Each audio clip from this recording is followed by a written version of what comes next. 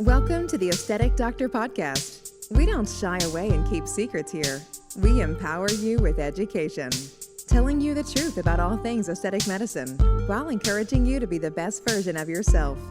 It's time to look great and feel good doing it. This is your host, mom, speaker, and board-certified physician, Dr. Judith BORGER. Hello, friends, and welcome to episode 33 of the Aesthetic Doctor Podcast. Today, we have a very timely topic. We're going to talk about medicines used to treat obesity. I know, unless you've been hiding under a rock, you have totally heard about all these new medicines that have come out to treat obesity. So today I'm so excited and happy to have Dr. Uday on, who is a family medicine physician and also an expert in the treatment of obesity. She is practicing at Apple Valley Family Medicine in Martinsburg, West Virginia.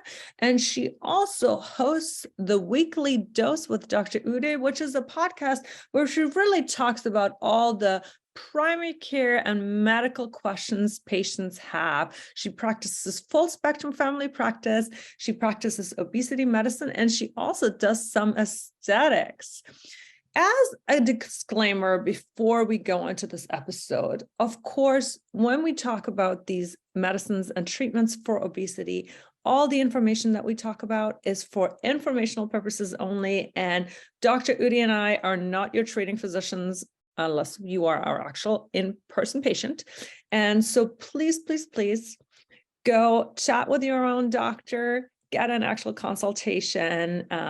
We are just here to educate you with the expert, Dr. Uday. So welcome, Dr. Uday, and I hope you enjoy our interview.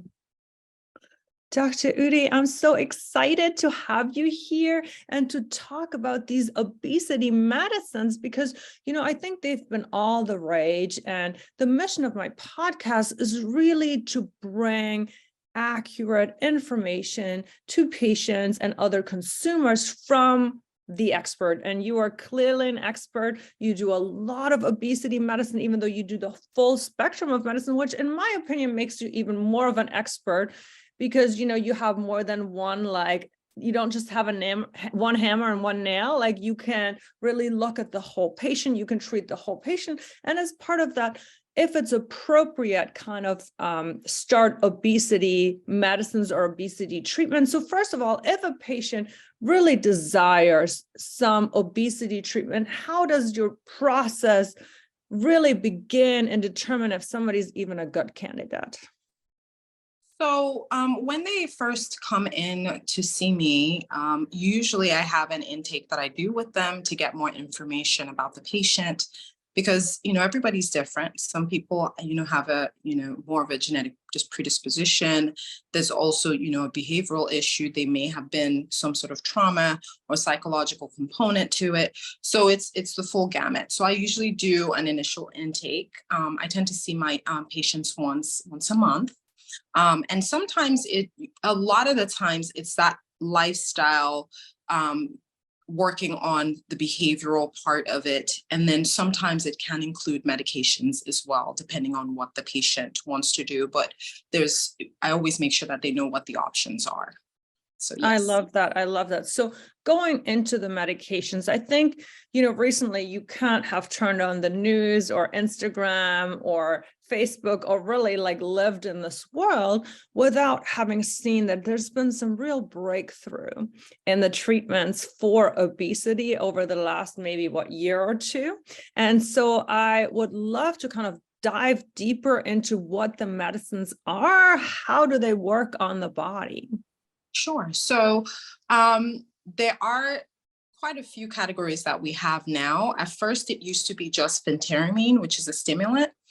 But now we have stimulants, we have GLP-1 agonists, we have Contrave. So what I can do is I can just kind of run through briefly what the options are. That will be wonderful. Especially, I think the GLP-1s are the ones that are really hot right now, right? Yes, yes. So starting with the stimulants, there are two of them that come to mind. So phentermine, it's been around for a while. It is a stimulant. And usually what I do with that is I have the patients take them in the morning because it's a stimulant. It can keep you up at night. So I usually recommend that they don't take it at nighttime. Now, the other recommendation I do mention to the patient is if there's any blood pressure issues, because it's a stimulant, it can possibly raise their blood pressure. I inquire about, caffeine intake and stuff like that. So if they are people that drink a lot of caffeine, I would definitely recommend that they don't do that. I tend to do an EKG in the office before prescribing that medicine, but it works very well. It's one of the ones that is price-wise is on the cheaper side too. So I like it for that purpose because a lot of times availability or coverage on insurance, obviously we got to make sure patients can afford the medicine. It runs about, I would say, $30 a month, and with GoodRx, it can go down to about $10. Side effect profile, because it's a stimulant, some people, well, a lot of people like the fact that it can give them some energy. So a lot of times people like it because it gives them a pick-me-up. But again, because it's a stimulant, some people can have some jitteriness with it, dry mouth. And so I usually let patients know about that. But for the most part, people do really well. If the side effect profile is more of an issue, then I would do lower doses with it. And then as a disclaimer for everybody, the information I'm giving you is for informational purposes only. If you're looking to get into this or have concerns, definitely direct questions to your primary care doctor and seek evaluation and help. Okay, so I'll keep going. So the second one is diethylpropion. I tend to use a lot more of the phentermine, but this one also is a stimulant. Patients don't get as much of the kind of stimulant side effects with it, but it's very similar to phentermine.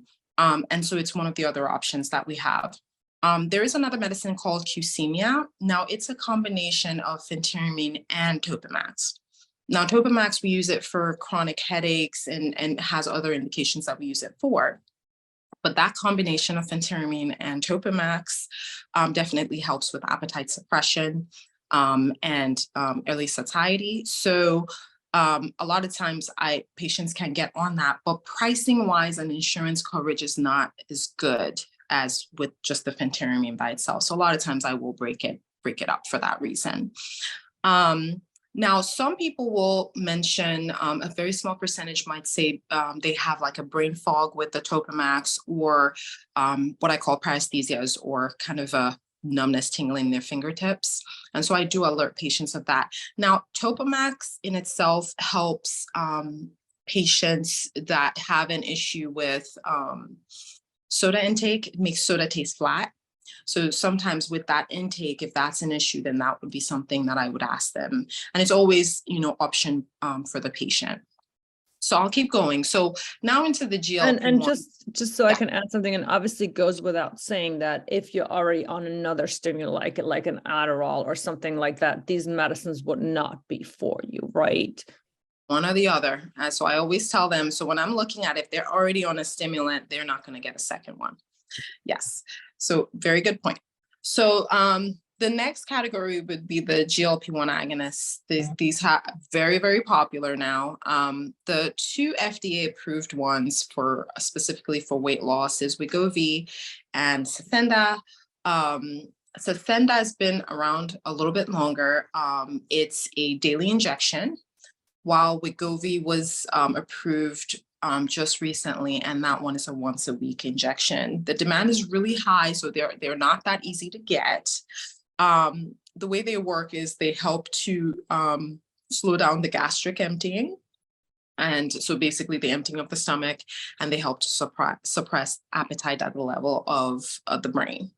And so in that way, patients are able to lose weight. As far as side effect, it would make sense that if gastric emptying is slowed down, then patients will have more GI stuff like nausea. So basically what I tell patients is, hey, if you're not hungry, if you're, usually they're supposed to do smaller meals. If you're getting full, then you may want to stop eating, because then you're literally going to feel like you want to throw up. But it works very well. So this class, there are medicines for diabetic patients. So with the intake, obviously, if it's a patient that has diabetes, then we're looking at things like Ozempic or Trulicity, which are the same class and kind of basically do the same thing, but they're approved for diabetes. And then Mounjaro is also in that list. But this for sure is the hot ticket right now. That's what a lot of people, as far as even with marketing and stuff, know a lot about Ozempic, have heard about it. And so depending on what's going on, so if the patient has diabetes, then I would use the other classes in the GLP category, or try to get them either the Wegovy or Saxenda. Yeah, and that's really an important point, I think, to bring up. And before you go to the last class of weight loss meds, because these are really the hot topic, I would love to stick with these for just a little bit. So like Dr. Uda said, there's really the same class of medicines has two indications. It can help your diabetes and all the diabetic related complications, and they're really under a different name. But then because they help so much with weight loss, the same class of medicines, by suppressing appetite, slowing down gastric emptying, can do quite significant weight loss in studies. And so, it's really one of those things that has taken the US, where obesity is obviously a huge problem, as well as the world, by storm. I mean, I remember when at the time, all the sort of erectile dysfunction meds came out, and it was like, I lived in the town where Pfizer was at the time. So it was just like, medicine revolutionized. And I sort of feel like these GLP-1, they have like sort of that same rave about them, right? Really, really popular. I mean, it's unfortunately, we're finding that even it's hard for patients with diabetes to get the medicine, because it's so popular that it's kind of, transversing into the categories for diabetic patients. So we try to make sure that they definitely get their medicine, but it works for you.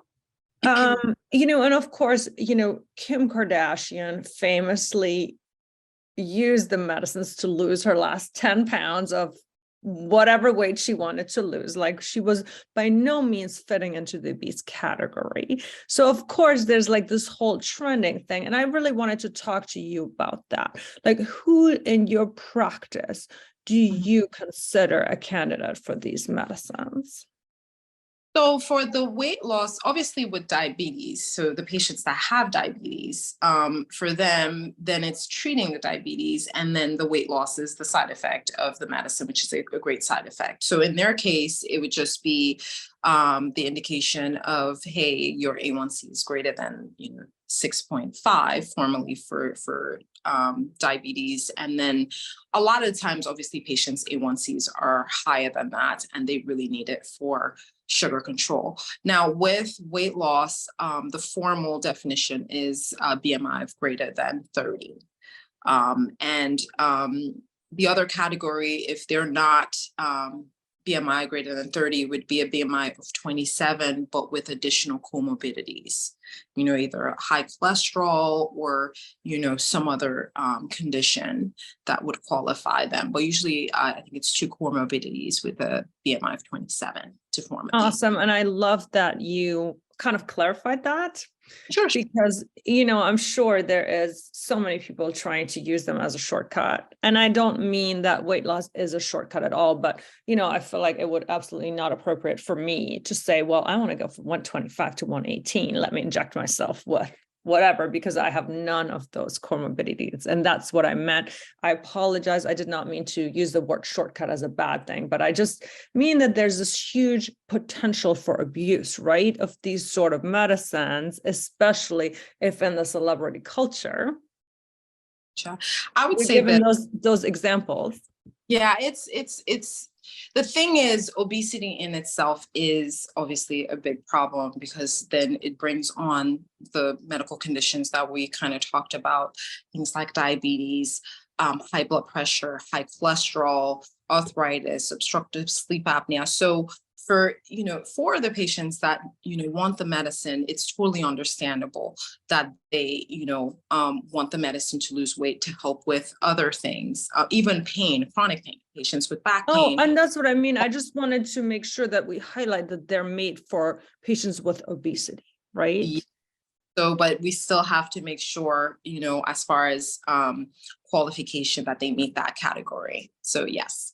Yeah, and that's really all I wanted to say is that, I think whenever you get some of these medicines, you do have that risk of, and especially as access right now is such an issue, that patients with comorbidities, with diabetes, with a lot of complications from their obesity don't have access to the medicines. And yet there's this whole sort of subculture on the internet that's celebrating somebody going from 120 to 110 pounds.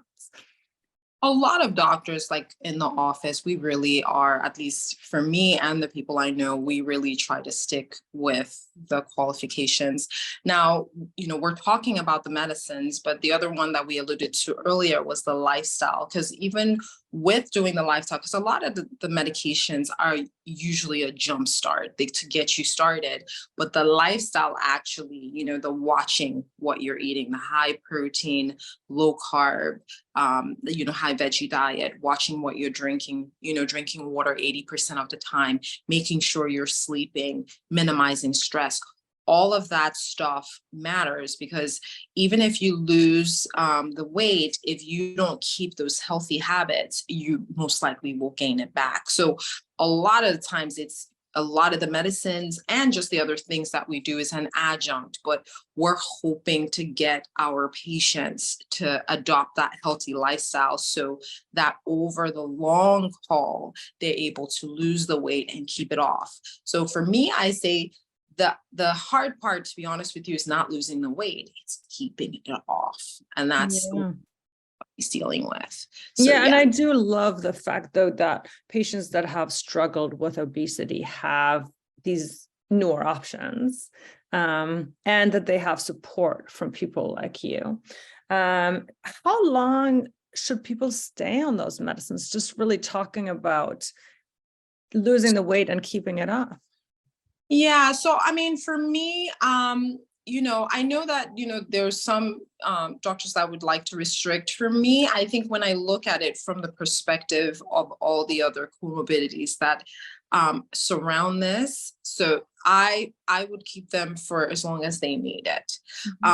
If I can put them on one medicine and take off 3, I think that's a win in my book, because a lot of the times when they start losing that significant weight, where I've had people that lose, 100 pounds or more and are able to, keep it off. And usually when they're doing that much weight loss, it's not just the medicine, it's that and the lifestyle. And so when they're doing all that, we want to make sure that they stay that way. So yes. And like you said, if it's a jump start, what we're really kind of doing is also helping them kind of build that momentum, right? As we're jump starting in them, and then as they see their energy levels increasing and maybe able to go for a walk with their kids every day, or they see what the weight loss does and people are more motivated to stick to a high protein diet, things like that, that it's really, like you said, it's a whole body and mind transformation. Yes. I mean, and I don't think people realize, we all don't realize how much it affects everything. A lot of the patients, when they start losing the weight, come in and, I'm sleeping better, doc. I'm not snoring as much. I'm not as tired. Just like you said, I'm able to spend time with, my children without being exhausted. I feel better about myself. I feel more comfortable with myself. And it's that feeling good and looking good. And so it really permeates a lot of everyday life and other areas of their life more than they would expect. Yes. And, when you put somebody on the GLP-1s, I know that there is definitely some black box warnings or some kind of cautions. And could you just quickly go into which patients are not candidates for them, what to watch out for, and then also what kind of monitoring you do in terms of blood work or, other things in your practice? So with the two conditions I kind of look out for would be history of pancreatitis and either like thyroid issues, thyroid cancer. So if there is a strong history of that, then I wouldn't use this particular medicine. Obviously, we have others like the stimulants, and we're going to talk about a few more. And so I will consider the other categories. In the setting of patients with diabetes, we usually tend to do blood work between 3 to 6 months. If they are well controlled, it's every 6 months. If they are not well controlled, it's every 3 months. And, it's checking things like, their A1C, their cholesterol, kidney function, liver. So we're checking a whole bunch of things. And then with the weight loss category, if they don't have any other comorbidities, usually we do check everything first. So kidney function, liver, so for the initial.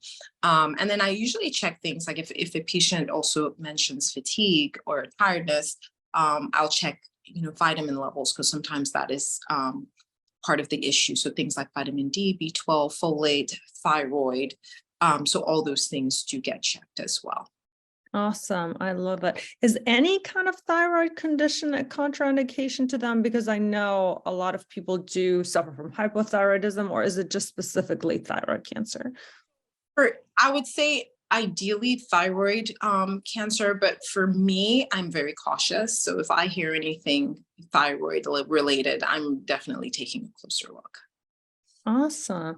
What other things do you want to say about this class before we move on? What are some of the other questions you got? I think we got it. I think the main thing, just remember, because of the slowing of gastric emptying, which I feel like, patients figure out later, is you want to, I do recommend maybe decreasing by half what you're eating, because, usually they'll figure it out later that you just can't eat the same. And so people are really surprised when that happens. So, but otherwise, I think we covered most of it. So yes. All right, moving on to the next class. Take it away.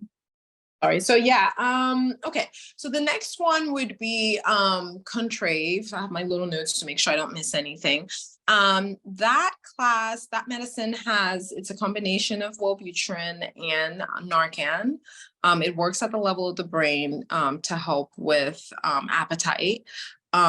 This medicine is slow to build in your system. What I do look out for is, because it's Narcan, it includes Narcan, which blocks opiate receptors.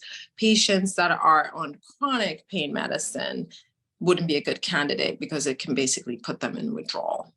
But so this is one of the ones that I think of when they're not a good candidate for GLP. But if they're not on any chronic opioid medicine, then they should be perfectly fine on this medicine. Wellbutrin, we use it for depression, and we use it in other scenarios for smoking cessation. Wellbutrin, I find sometimes can make anxiety worse, so just by itself. So a lot of times I will keep that in mind. If I have a super, anxious patient, I may not, just for that reason. I haven't had that issue with Contrave, but just looking at the properties of both medicines separately. And so that's one of the options I use. And then a new one, I haven't used it much, but it's a Plenity, and basically it's a cellulose hydrated hydrogel molecule, and basically patients can take with meals, and basically what it does is bulk up the meal in the GI tract, and it stays there. And so it just makes people feel full quicker. It's because it doesn't get in the system, then we don't have to worry about, blood pressure or any other issues.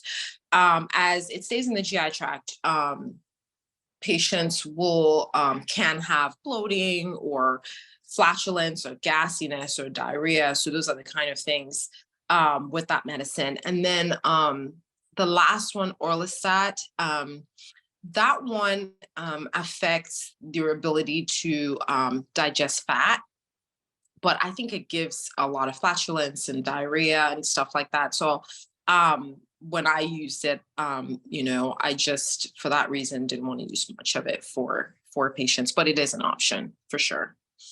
And I think that's it. I mean, metformin is one that we use all the time with patients with diabetes and with things like PCOS. But I don't find that they lose a ton of weight on it, but it's definitely one that we use as well.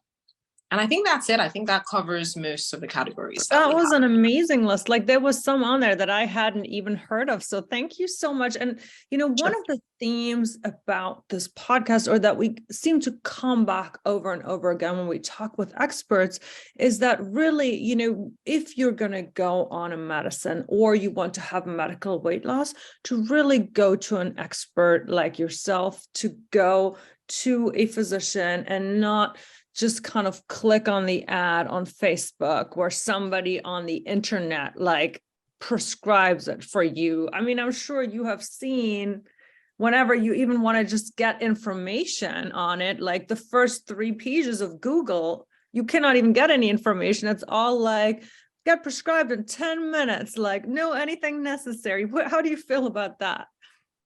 Well, I mean, part of it is, patients are, trying to figure out what, the answers and what they need. And it happens a lot that we have patients come in, but I think it's kind of two-sided. They do get a lot of information, but the other thing is it does build a lot of anxiety because right next to, so whatever question it is, it's going to give you all of it. So it'll give you the benign stuff and straight up to cancer. So you don't know. So I will have patients that come in, and it's not just this with anything. And, they're freaking out because they saw that it could be, cancer. So I would use it with a grain of salt. If you have a physician or a medical professional that you trust that you can see, then I would direct your questions and evaluation and treatment and all of that stuff to them. You can still look things up, but I would definitely go to a professional, so that way you kind of cut all that anxiety down and then get right to it. The only thing I will say is don't feel bad to ask your medical professional, your doctor, any question that you have, because it works both ways. People are afraid to maybe come off like they don't know what's going on, or come off like they literally, I've had patients, I don't want to feel like I'm asking you something I shouldn't be asking. No, that's what we're there for. And so I've had scenarios where it's a simple thing and it's just education, versus it's a serious thing and they didn't want to ask, and then they come in and it's cancer. So we don't feel bad at all. It's our job to educate you. So if you come in, you have a question, I literally just talked to somebody about it. I think it was yesterday or 2 days ago. And I'm like, and she's apologized. I'm like, no, that's what we're here for. If it's just a matter of education, you ask the question, our job is to answer. And I always say the stupid question is the one you didn't ask. So we don't have any problem with it. Yes. And, really, if you are considering that you might be a candidate for those, that you want to do some medical supervised weight loss, please go see a physician. Don't click on the get prescribed over the internet now button. Please go see a doctor, because as you saw Dr. Udi just break that down, she really has a lot of tools in her box, and there's a lot she, with her training and experience and having seen thousands and thousands and thousands of patients, takes into account when making sure that you can get the safest medicine, you can get the medicine that doesn't exacerbate any of your other medical issues, that doesn't exacerbate maybe your psychology by making you feel anxious or excessively tired or whatever. So, please, if you want to do that, I hope you're getting good information here, but don't click on the Google ad to get it prescribed now.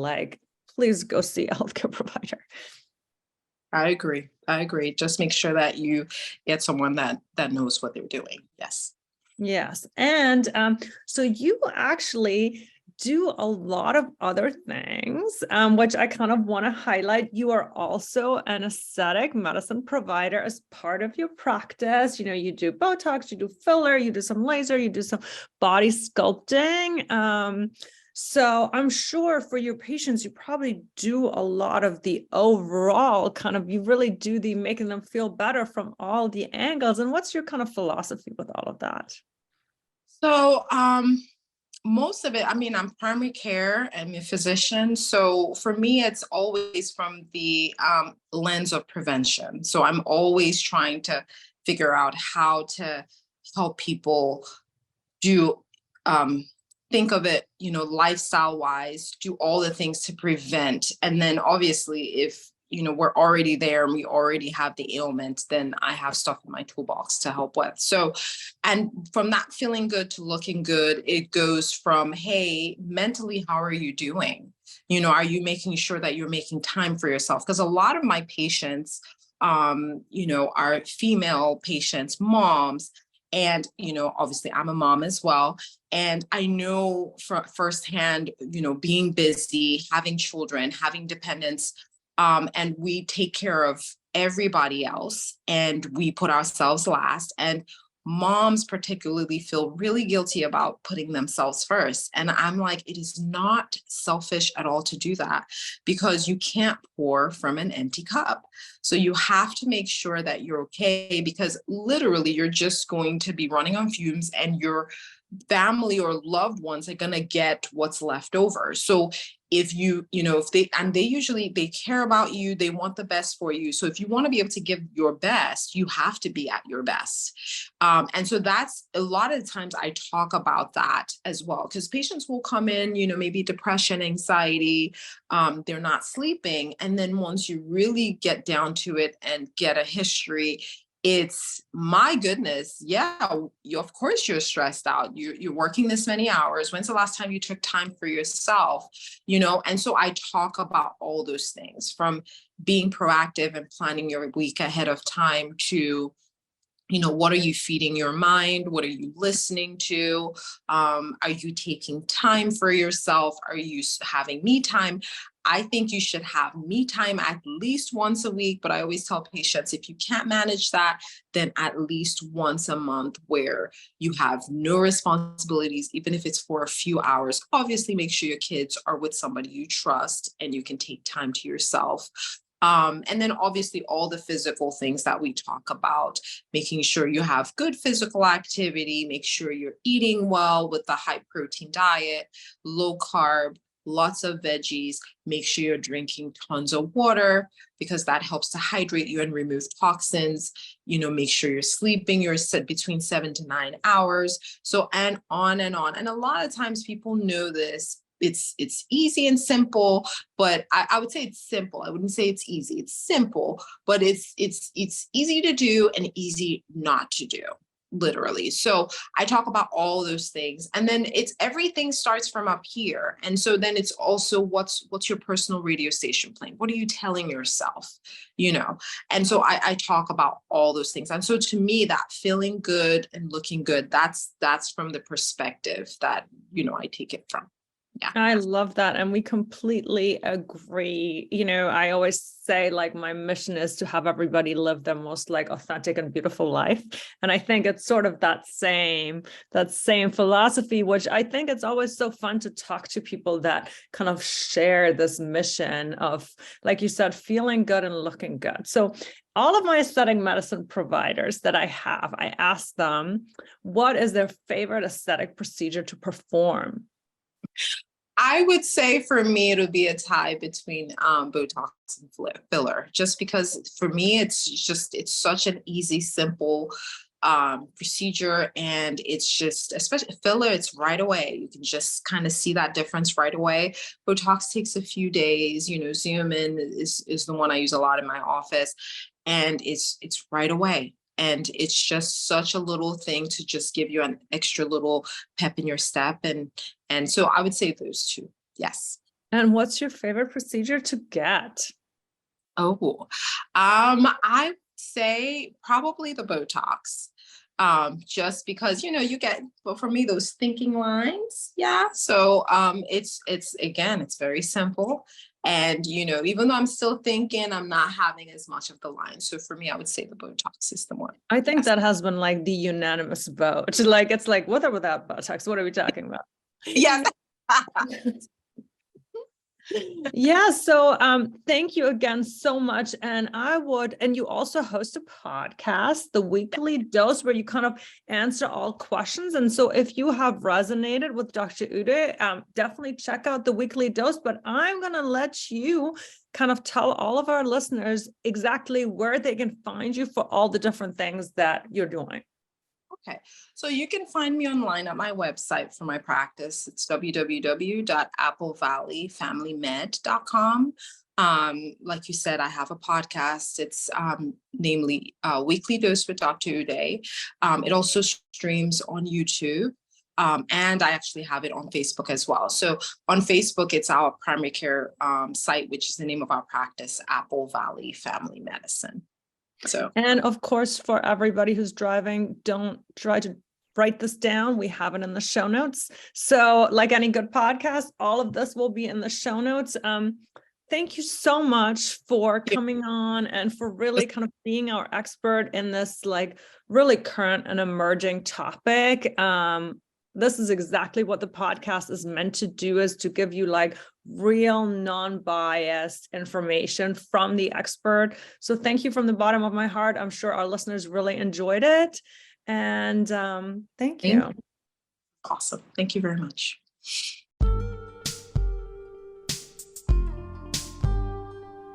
Thank you for listening to the Aesthetic Doctor Podcast with Dr. Judith Borger. We'd love to connect with you outside of the show. Follow Dr. Borger on Instagram at Dr. Borger and find more online and ways to work with Dr. Borger at www.theaestheticdoctor.com. Until next time, be well.